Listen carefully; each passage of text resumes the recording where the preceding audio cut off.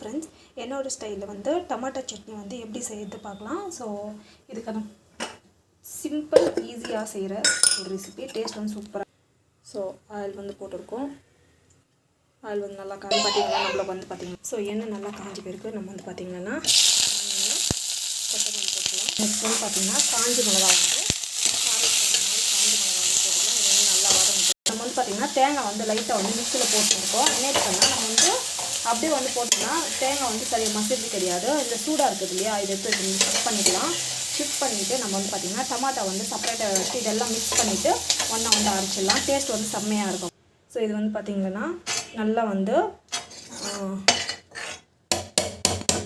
இதை வந்து மிக்ஸ் பண்ணிவிட்டு இப்போ வந்து டமாட்டோ வந்து இது போட்டுக்கலாம். இப்போ வந்து பார்த்திங்கன்னா டமாட்டோ வந்து இது லைட்டாக வந்து வதங்கிட்டோம். அப்படி போடுறதுனால என்ன ஆகும்னா டேஸ்ட் வந்து நல்லாயிருக்கும். ஆக்சுவலி ரொம்ப நல்லாயிருக்கும் அந்த டேஸ்ட்டு.